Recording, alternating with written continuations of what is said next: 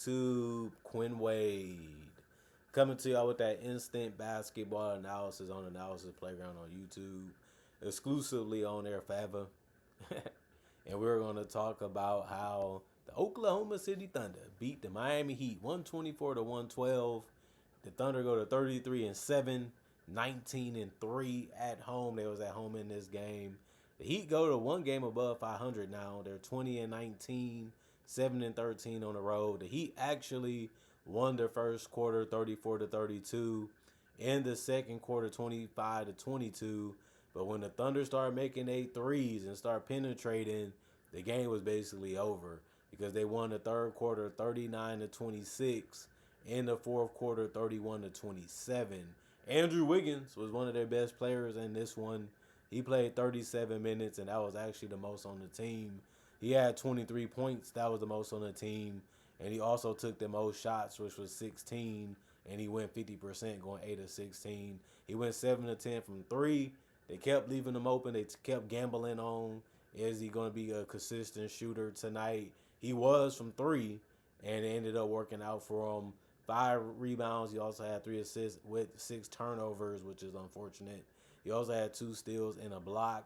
1 offensive rebound, 4 personal fouls, was a minus 14 and plus minus. Everybody in the starting lineup got a rebound and an assist or more in this lineup for the Heat. Bam Adebayo played 32 minutes. He was the only starter to not get in double figures in points because he finished with 6. He went 3 of 10 from the field, 0 of 1 from 3, and 0 of 2 from the free throw line. But he did have 14 boards, which was the most for the Heat, which is something he had to do because if you're not going to score a lot and you're not going to really dominate the game, you have to do it in another area. And he was able to do that on the boards. That was actually game high for the entire game. 4 assists, 2 turnovers, 1 steal, 1 block, 1 offensive rebound, 3 personal fouls, and a minus 9 and plus minus. Obviously, you needed more out of Bam if you was going to beat a team like the Thunder, but it just didn't happen tonight. Davion Mitchell did what he can do a lot of, which is get a double-double. He had 10 assists and 13 points. He played 31 minutes and had shot 5 of 7 from the field and 3 of 3 from 3.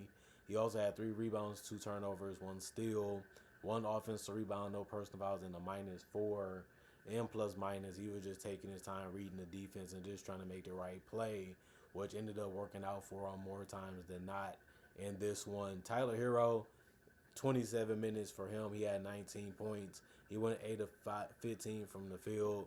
He was just scoring fast and quick, not really thinking too much, just trying to make the right shot whenever it opened up for him. And his teammates was able to find him a lot too. In this one, he had 1 of 3 from the three-point line and 2 of 3 from the free throw line. He had 2 rebounds, 3 assists, 3 turnovers, 5 personal fouls. It was a minus 5 and plus minus. The worst part of his night was getting those 5 personal fouls. Pelly Larson, he was good for them basically the entire game. 28 minutes, 16 points. He was 6 of 11 from the field, 1 of 4 from 3, 3 of 4 from the free throw line, 3 rebounds, 3 assists, 2 turnovers, 1 steal, 1 block, 1 offensive rebound, 1 personal foul, and a 0 and plus minus for him. Whatever you get from him, that's positive. You're happy. He's a role player, so 16 is a lot because you never know what they're going to do in the game, but it still was helpful at the end of the day. Fantasio, 2 minutes, 3 points, 1 or 2 from the field. It was a 3 that he made and missed. 2 rebounds, no turnovers, no personal fouls. He was a plus 3 and plus minus. Gardner played 2 minutes. He didn't do anything at all, but finished as a plus 3 and plus minus. Keishad Johnson played 2 minutes also. He didn't do nothing at all, but also finished as a plus 3 and plus minus. Jaime Jaquez ended up getting 5 points, a nice floater, and a 3 gave him 5 points in 20 minutes. He was 2 or 3 from the field and 1 or 2 from 3. He did have 3 assists and 5 turnovers. Just got caught being a little too predictable what he was trying to do. The defense does adjust and make it tough on you, and they was able to do that, especially because the Thunder usually does that to any perimeter player. But he did get a steal in this one. And also had 3 personal fouls, was a minus 10 and plus minus. Nikola Jovic, 25 minutes. He had 13 points, was 5 of 7 from the field, 3 or 4 from 3. That was the most points off the bench, and he did shoot some tough ones. Threes are the hardest shot, but he was able to splash all of them besides 1. He did have 4 boards. That was the most on the bench.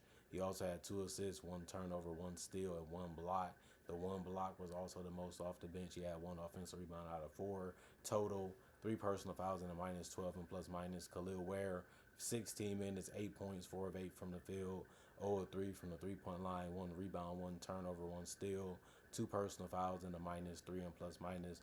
Drew Smith, 17 minutes, 6 points, 2 of 3 from the field, 2 of 4 from the free throw line, 3 rebounds, 6 assists. The 6 assists was the most off the bench, and it was good to see him show that he can keep finding his teammates. He's been doing good since he's been getting minutes, and that's something you want to continue to see. One turnover, one steal, three personal fouls, minus 15 and plus minus. And then Jokic on his 2 minutes, he didn't do anything but get an assist. He finished as a plus 3 and plus minus with no turnovers and a personal foul. But with 2 minutes, is not much you can really do anyway for the team that you play for. And then the Thunder, Chet Fetch Holmgren was getting the ball in the paint and hitting all different types of shots, even alley-oop dunks and finishes. And he did get a double-double with 10 boards. No Hardenstein in this one, so the rebounds was all his to get. He did go 7 of 13 from the field, 1 of 4 from 3, and 1 of 2 from the free throw line for 16 points in 32 minutes. He also had 2 assists, no turnovers, with a steal and 3 blocks. He's one of the best rim protectors in the league. 5 offensive rebounds, no personal fouls, and a plus 9 and plus minus. To get 3 blocks and play 32 minutes and not get any personal fouls when you're trying to initiate the play on the ball is really tough to do. Shai Gilgeous got 20 again, but he didn't get 30. That's how good he's been this season. You disappointed when he don't get 30 plus, but he played 32 minutes and had 29 points. He was 10 to 19 from the field, where it was efficient, and didn't take too many shots either for a guy that's a number one option. He was 2 of 6 from 3, 7 of 9 from the free throw line. He did have 5 rebounds and had 8 assists. The 8 assists was the most on the team. It's good to see him do that. He has a lot of good players around him. It's good to get yours and help your teammates get theirs. He's been doing that a lot this season. 3 turnovers, 1 steal, 1 block, 1 offensive rebound, 4 personal fouls, and a plus 8 and plus minus. He did have the most fouls done or given from everybody on the roster tonight.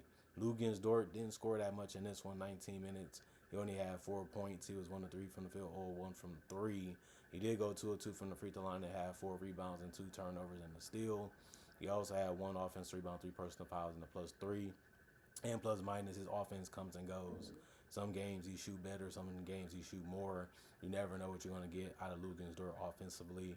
Jalen Williams did what he had to do, which is put the ball in the basket as fast and as quick as he could. 29 minutes, 18 points. He was 9 of 13 from the field, 0 of 1 from 3, 0 of 2 from the free throw line. And he did also have 4 rebounds, 4 assists, 3 turnovers, and 2 steals. 1 offensive rebound, 2 personal fouls, and a plus 4. And plus minus is what he finished with. He's really tough to stop. He's really strong. He's really crafty. He's really smart when he wants to attack and how he wants to attack, but you know what he wants to do. You just don't know when and how he's going to do it on you, and you know he's going to bring it defensively. Cason Wallace, 26 minutes, 3 points, 1 of 6 from the field, 0 of 3 from the 3-point line, 1 of 2 from the free throw line, 4 rebounds, 2 assists, 1 turnover, 1 steal, 1 offensive rebound, 1 personal foul, and a minus 12. And plus minus, Jalen Williams came off the bench and got back on the court, which is good to see him back healthy.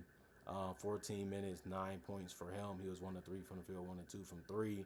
Scored majority of his points going to the free throw line, where he made all of them. He did have 5 boards off the bench. That was the most. He had an assist, a turnover, a steal, and a block. The 1 block was the most off the bench too. 3 personal fouls and a plus 8 and plus minus for him. Brandon Carlson didn't score. He missed his only shot, which was a 3 and 2 minutes of play. That's all he took, and that's all he did, besides finishing as a minus 5. And plus minus, Alex Caruso was able to hit a 3, but he missed another one. He was 1 of 2 from 3 and 3 of 5 from the field, and had 7 points in 14 minutes. 1 rebound, 2 assists, no turnover, 1 offensive rebound, no personal fouls, and a plus 8 and plus minus. Kenrich Williams, 7 minutes. He had zeros across the boards. He had 4 rebounds, 1 turnover, 1 steal, 1 offensive rebound, 2 personal fouls, and was a minus 6. And plus minus, although he didn't score, he did other things that can help you win the game. Isaiah Joe, 19 minutes. He went 2 of 4 from 3, 3 of 5 from the field, Didn't miss much from the field, but he did go 3 of 5 also from the free throw line. That's how he ended up with 11 points, 3 rebounds, 1 assist, no turnover, 1 steal, 1 offensive rebound, 1 personal foul, and a plus 16 and plus minus. Aaron Wiggins, 19 minutes, 11 points for him. He was 4 of 10 from the field, 3 of 7 from three. He did have 2 rebounds, 2 assists, and a turnover, also 3 steals, and 1 personal foul, was a plus 5 and plus minus. They kept leaving him open. If you're going to do that, he's not afraid to take those shots. He wants them, and they gave him the ability to take them, and they found them over and over again. And he shot decently from three. And then AJ Mitchell, he's just so good at using his handles and knowing when to attack, knowing how to get that first step on his opponent. And then it's just about, can he finish with a jump shot, floater, or a layup. He was able to do all of the above besides make a three, because he went 0 of 3 from the three-point line, but he also went 8 of 15 from the field. He had the most points off the bench with 16, but he also did play 27 minutes to get it. He also had 4 boards, 1 assist, and a turnover, 2 offensive rebounds out of the 4, and 1 personal foul, and a plus 22 and plus minus. Team comparisons: 93 field goals by the Thunder, they shot 51%. 82 by the Heat, they shot 54%. The Heat also shot 32 three-pointers, they made it at 53%. And the Thunder shot 34, they made it at 29%. You thought that the Thunder shot the three ball that great if you watched the highlights, but they didn't as a team. 7 of 13 for the Heat from the free throw line, 54%. The Thunder shot 28 free throws, that's 15 more than the Heat, and they made it at 71%, which is also better than the Heat. They also out-rebounded them 46 to 37, but the Heat had more assists, 35 to 23. Turnovers, the Heat had 23. That's bad against a team like the Thunder, but they only had 13, so they took better care of the ball by a lot, which is 10 turnovers less than the Heat, to be exact. 12 steals for the Thunder, 9 for the Heat, 5 blocks for the Thunder, 4 for the Heat, 14 offensive rebounds for the Thunder, 5 for the Heat. That's a blowout right there. You can't lose that category by that many. Both teams had 32 defensive rebounds, 18 personal fouls for the Thunder, 24 for the Heat. Like I said, the Thunder did shoot 15 more free throws than the Heat, so it makes sense. Other than that, Thunder handled their business, man. They came in, played hard, played on both sides of the court, took care of the ball, found ways to score their way, which is isolation or driving or kicking, and it still was able to generate them good looks even if it was ISO. The Thunder can hit you and attack you in so many ways, and on top of that, they play good defense that can get them easy buckets too, and they just make it hard and frustrating to be able to score on them consistently. The Heat didn't really have too much trouble scoring the basketball on the Thunder. They just couldn't do it enough to be able to make this game closer, because like I said, especially in that third quarter and that fourth quarter, the Thunder ratcheted it up a little bit more, and they was able to just put it on the Heat when it mattered the most, which is the second half, because that decides the game. Unfortunately for these fans, you probably felt, we're going to beat them, we're going to get them, we're going to beat them too, and the Thunder ended up showing you that you got to play all 4 quarters. If you don't play your best basketball, you leave a chance for a team to win, and it was the team that ended up getting the win today, because that's how it goes. Comment, like, subscribe, share, hit the notification bell to get the analysis when it first come out. Other than that, y'all stay blessed up, y'all stay good, peace, and I'll see y'all later today with more analysis. Hopefully.